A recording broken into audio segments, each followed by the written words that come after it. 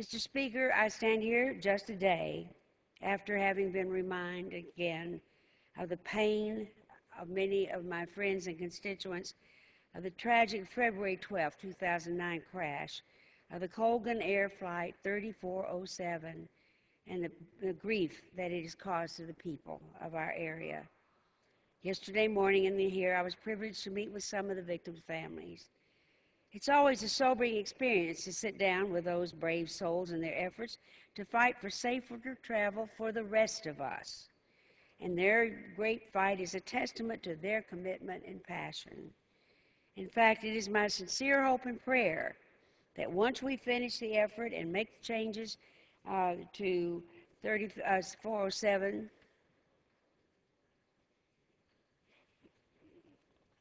excuse me, Mr. Speaker, I seem to be missing a page here.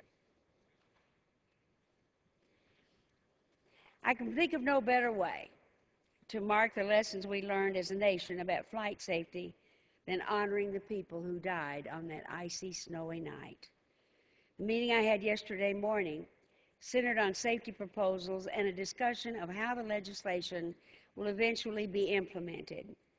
We also talked with the Federal Aviation Administration about why it has to take so long before simple, common sense changes can be made to the laws that govern how many hours a pilot flies, how are they trained, who is responsible for ensuring their flight records are not locked away in some box where nobody can assess their skills.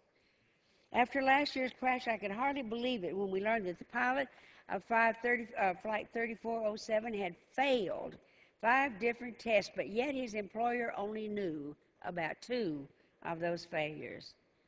Shouldn't a pilot's entire flying record be available to their employer? I think so, and I know it would make me feel better about getting on a plane. As you know, I've been fighting for a handful of specific and simple changes to current law. I believe the regional pilots have to be paid better. Better compensation will help to make sure we get the best people in the cockpit.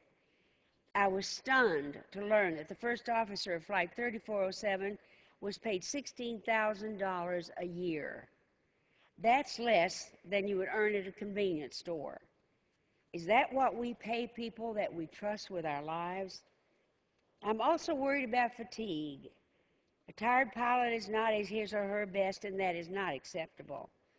My proposal would call for a study by the National Academy of Science on the topic, but would go further by tasking the FAA to rewrite many of the standards for pilots. I'd like to see pilots' flight records available so that everybody knows about the problems in their past flying experiences. My plan would mandate that the General Accounting Office review this with an eye toward greater transparency.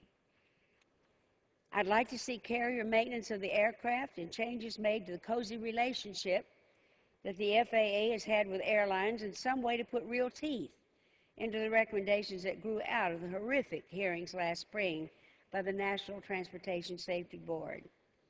It has been 21 years, Mr. Speaker, since we revised some of the standards for aircraft rescue and firefighting standards. We are well overdue to update our expectations for all pilots, who for the most part are well qualified, dedicated, and well-trained professionals. Of course, the legislation we're debating today is about much more.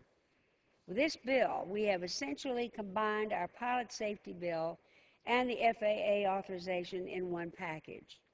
It is my hope the Senate will do the right thing and allow us to go to conference where we can quickly and appropriately settle upon a compromise that allows us to turn this conversation into tangible improvements. Besides the safety programs, this bill provides essential increases in aviation funding and safety improvements and invests in the airport improvement program to help overcome some congestion and delays.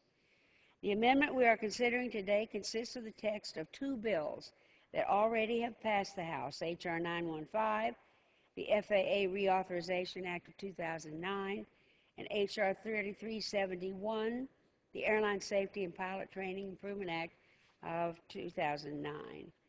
I urge my colleagues to come together with me to approve this rule. Let us move quickly to pass this amendment and send it to the Senate and I reserve the balance of my time.